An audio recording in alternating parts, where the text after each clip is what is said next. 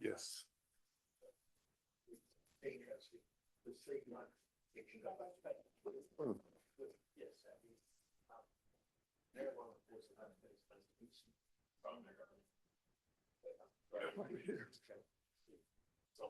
And where is this? Yes. Yes. Okay. So next up, we're very pleased to have Peter Dybjer from Gothenburg, who will talk about whether universes are open or closed. Please. Thank you, Tom. Yes, it's great to be here. So Martin and I have worked together in a group of 4, also together with Mark Bedem from Bergen and Thierry from Gothenburg as well. It's very nice. It's very cordial atmosphere. We basically agree about everything, both in science and in life, except sometimes. So we had this conversation where Martin said, universes are open. Of course. So I didn't know what to say. No, they're closed. Of course. Then I'm trying to convince Martin why he's wrong. He doesn't understand. He tries to convince me. I don't understand either. Anyway, so let's try to, I will have to sort of read Martin's thoughts. Now, why does he think they are open? Well, so Martin has this wonderful extensive library called type topology. It's implemented in the wonderful proof assistant Agda. Agda has a sequence of universes, set 0, set 1, set 2. And when you start the development, they are all empty, except that it actually turns out that there is the type of levels of universes in universe polymorphism that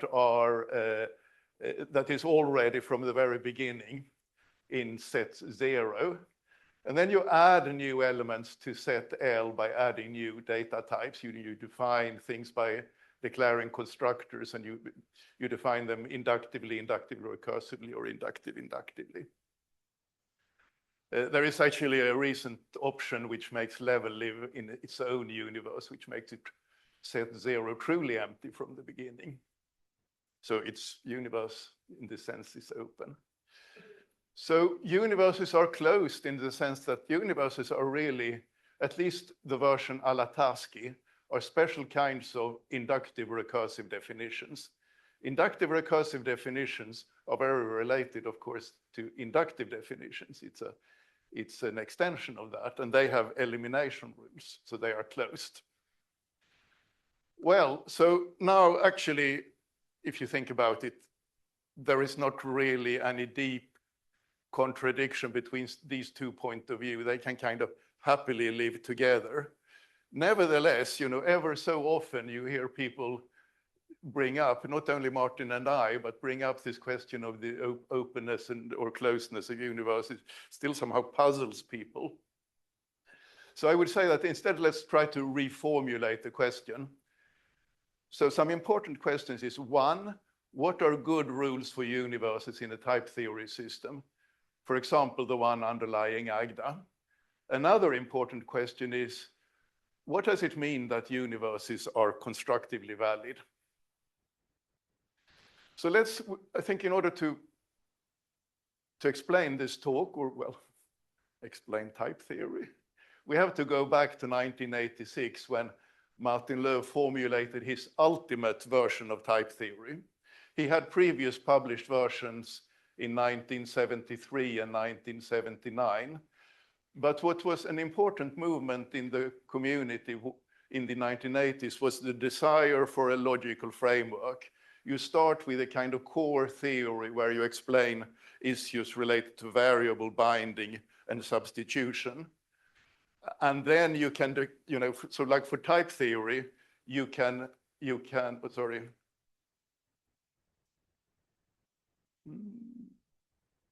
happened? So you can have, all the formation rules. It's just, for example, that natural numbers is a set in this sense. It's just a constant, and successor is just introduction rule is just an arrow rather. Yeah, so let me explain the type system. That you just start with a kind of something which looks like a universe. You have a type called sets, Martin Löw's terminology. And for each set, you have a type. So it looks like a universe a la Russell, although Martin Löw resisted this terminology. It's rather you should think about type as something living on a meta level. And then in the logical framework, you also have dependent function types. So you see that when you declared a formation rule, natural numbers is a type, it now becomes an element of the type of sets in the 1986 theory. And when you had an introduction rule like that, it becomes the declaration of the type of a constant. So this is important not only because it was Martin Löw's ultimate version of type theory, but also, so let me say that another important aspect of this is that Martin Löw, in his 1979 paper, Constructive Mathematics and Computer Programming, he introduced the notion of constructive validity, often referred to as his meaning explanations. So I will come back to that if I have time. But when he went to the logical framework formulation, he had to extend these meaning explanations. And basically, you can say, very, very roughly, you can say that the idea is that every time you introduce a new type form or a set former, it's inductively or inductive recursively generated. So it's kind of closed. But he had now the idea that to be a type should not be explained in the same way. It should be explained as a truly open notion. The reason is that you want set not to be a closed notion. You want set to be somehow open to any possible good constructive extension, and you don't want to put any formal restrictions of that. And there is, of course, absolutely no question of adding an elimination rule for the type of sets. So Martin Löw's system was the basis for Agda. So when Thierry came to Gothenburg in 1990, and he based, and the first version of Agda's precursor, ALF, a logical framework. It was based on Martin Löw's system, almost, except that, Thierry, he took his hierarchy of universes with him from France, set 0, set 1, set 2, not only one, of this meta-universe, but the whole hierarchy. Because in practice, this meant that these kind of universes in the type of sets, they became kind of unnecessary in practice. You can still define them in a system like Agda or ALF, but in practice, if one needs several universes, one use these kind of on the so as to speak, meta level. And we are actually no longer thinking about it as a meta level. But so you see, you have these kind of open level of universes a la Russell, and you have this kind of closed level of inductive recursively defined universes a la Tarski. So Agda also interestingly has a notion of universe polymorphism, not anticipated by Martin Löw. So Agda actually also has even more types, a type set omega, which isn't quite a kind of first class type, but which perhaps indicates that Agda hasn't found a really sweet spot in the design space. So the reason for our collaboration, I would say, is that Martin has this library type topology implemented in Agda, and it would be nice to have a more theoretical foundation for it. Agda is not, the logic of Agda is not documented exactly. And what might be a good subset of Agda that looks theoretically nice, but still covers everything that Martin does. Martin likes very much Agda's style of universes. This I think I have to So he can disagree later, if not. Yeah, anyway.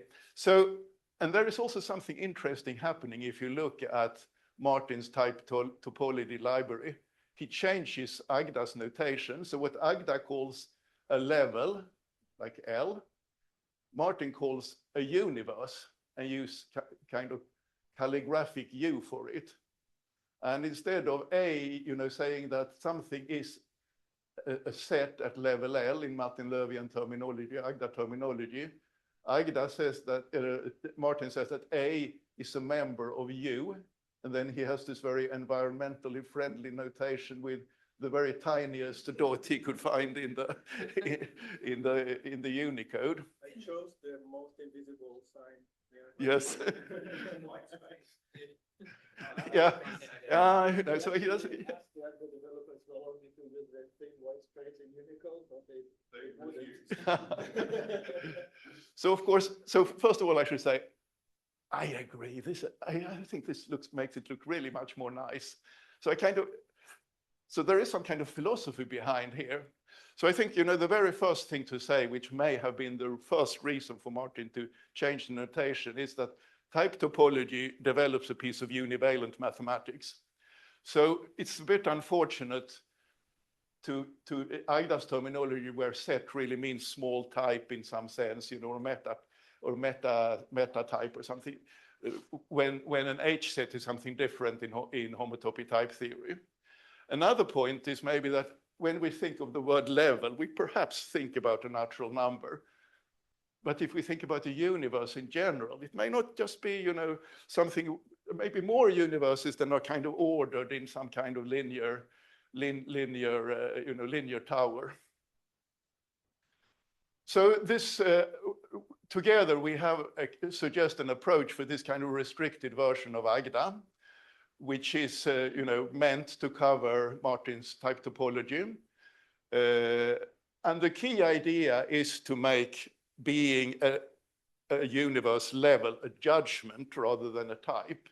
So if we, so we have written a paper about it, but now I will translate our paper to Martin's type topology notation. So we say that we have a new judgment that U is a universe, two universes are equal. We now have universe variables like calligraphic U, and we have some judgments, that if U is a universe, we have a next universe, and we also have an operation building the supremum of two universes. So some rules is if something is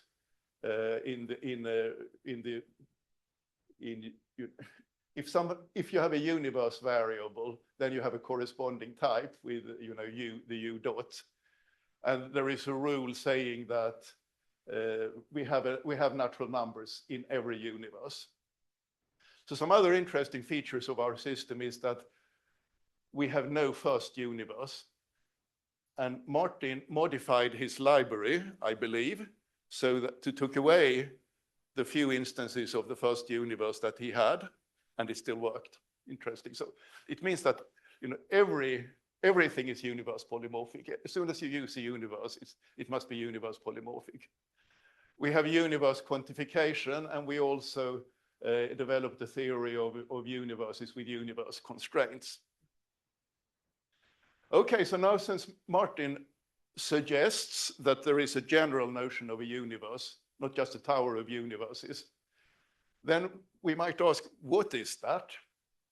Well, so all inductive recursive definitions can be viewed as Tarski-style universe in a generalized sense, in the sense that they reflect certain operations.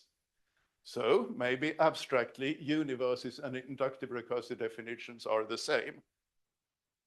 So let's look at the diagram here. So an ordinary universe, you can view the rules from this point of view, that we work in an extension of Martin-Löw's 1986 version, where we also have dependent products.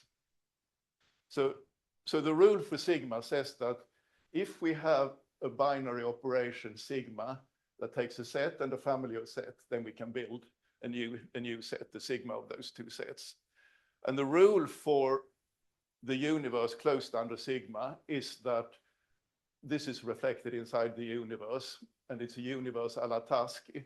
So if we have something in U, and we have a family indexed by, well, using the Tarski operation to get a set, and a family of U's in that, then, yeah, then this is a good definition. So induction recursion as a general reflection principle looks as follows. So you make a vast generalization of this. You take any type, and any type constructed in a certain way so that D occurs only strictly positively in that type. And this is formalized by having a type of codes for strictly positive types. Then we can build a universe closed under that operation. And we can encode several operations in the same way. So this is a very strong principle, which gives a lot of proof theoretic strength, and it gives a lot of scope for playing with universes, subsuming, for example, universe polymorphism. But maybe it's not for everyone.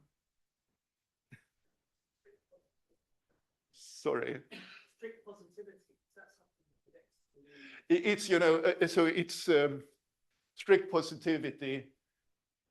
It derives from the notion of strict positivity in predicate logic, where the variable may not occur to the left of an arrow, but there is a more, it seems sometimes also related to the W type, right?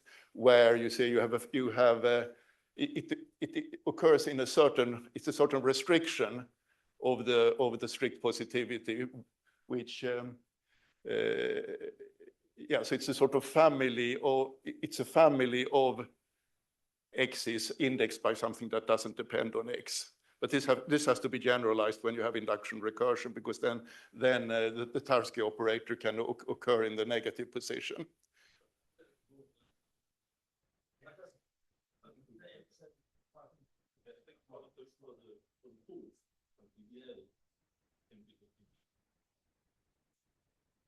Right. I mean, basically, you can think of it as a general family with arbitrary branching in a certain sense of the Ds. Okay, so maybe we would think that this is a bit too general for a general notion of a universe.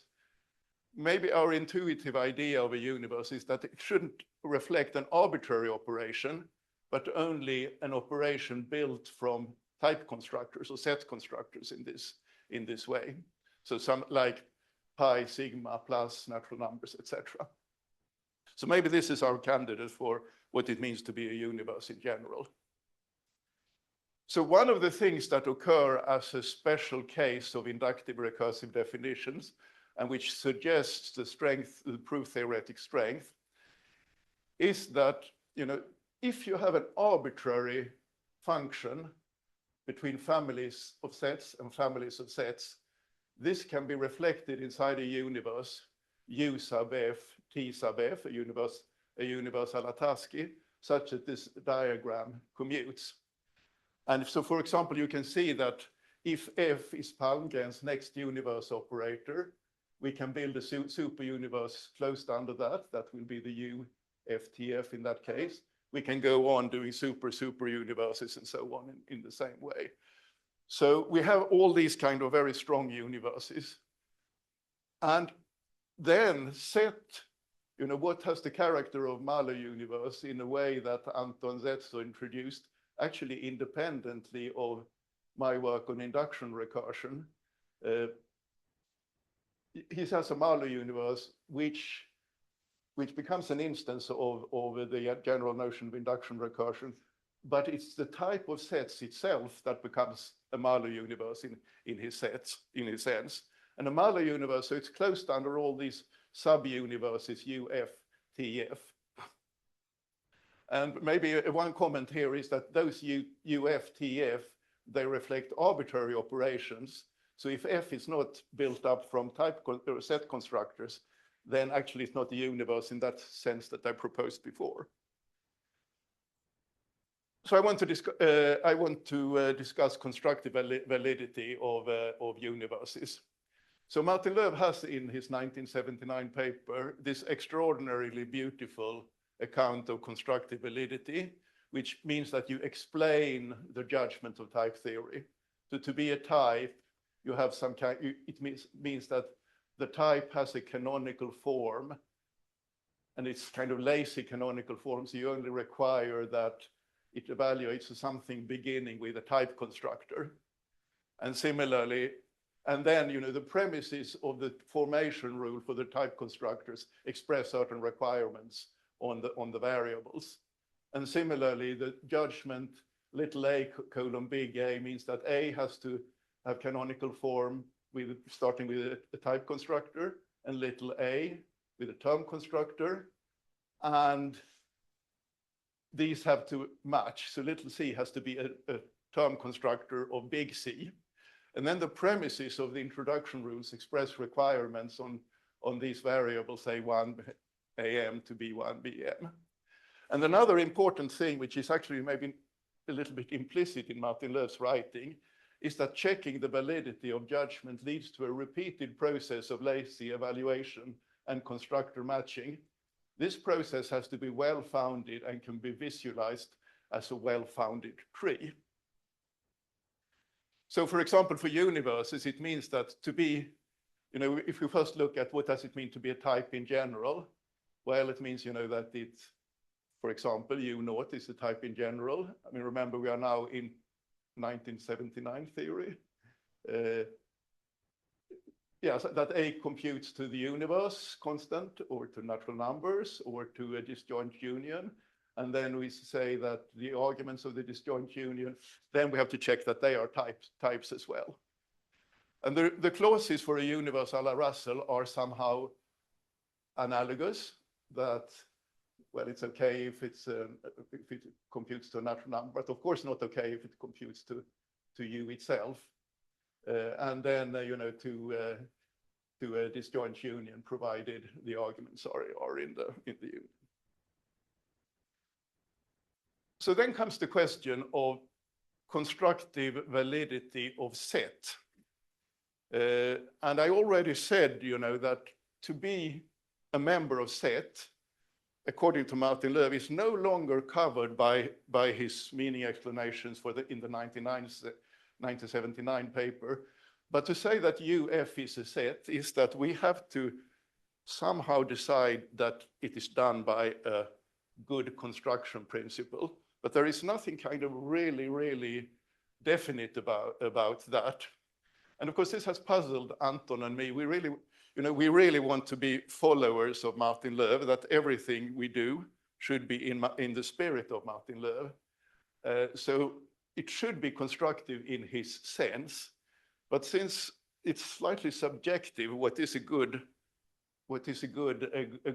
construction, and whether these UFs are good constructions, you can kind of reason a little bit by analogy and so on, but it doesn't have the definiteness of actually performing computation and constructor matching, much like in type checking.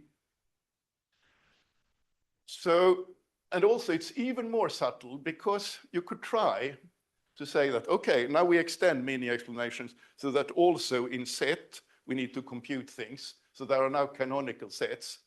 And then it's very tempting to say that something A is in set if it computes to this U closed under the F, provided the argument F is for any family of sets to any family of sets. After all, this is the pattern, that this is the formation rule for UFs. But if you try this, you will see that this leads to a non-well-founded process of lazy evaluation of constructor matching. Shock and horror.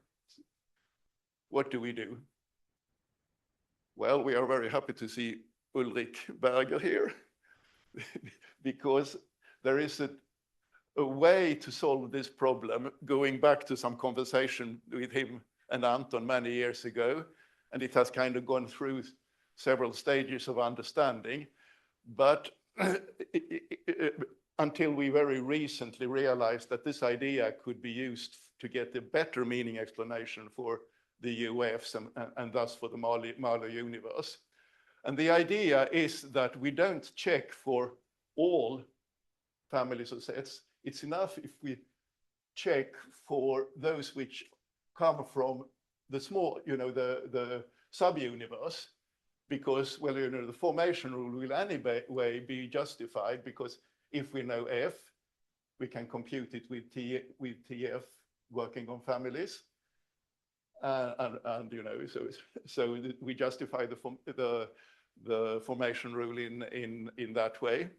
The only problem is that,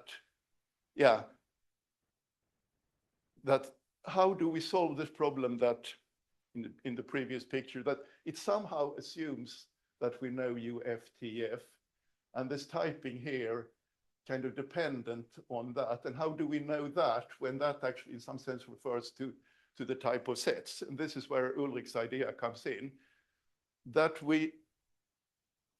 so of course this is supposed to be philosophy, so everyone is supposed to dislike it, but you can do a mathematical construction in set theory, so everyone is supposed to like it. So this is what we do in this recent paper called Predicativity of the Marlow Universe in Type Theory.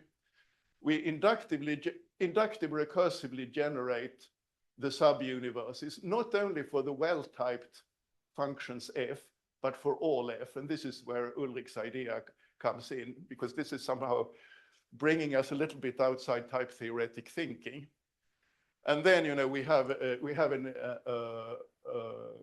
introduction rule which says the following. This is this diagonal in the diagram, and if we have this condition, then we can add this to the type of sets.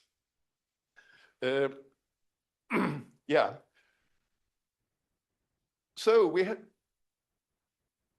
have solved the problem, except, I'm probably overrunning, except that we have to turn set theory into philosophy so that everyone will dislike it again. Okay, so, so my birthday present to you, Martin, is that I have resolved our argument. I have shown who is right and who is wrong. So what are good rules for universes in a type theory system? For example, the one underlying Agda. Universes are open, you were right, Martin. What about constructive validity of universes? Universes are closed, so I was right too. We can still be friends. Happy birthday.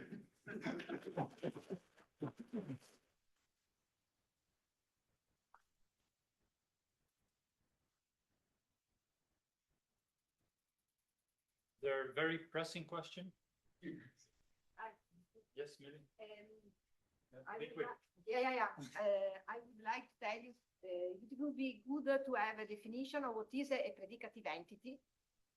And this requires that the universe, suppose they are in all predicative entities, something which is inductively generated, and then universe must be also closed, even if they are open anytime. That's, they are important thing to know what is a universe which is predicative versus one which is impredicative. Yes, thank you.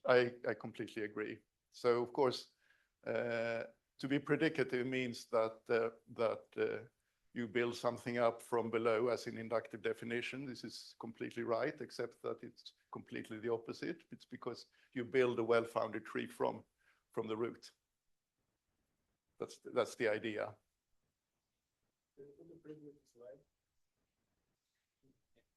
Because it's the conclusion that the universes are open. Yes. Okay, let's settle on that.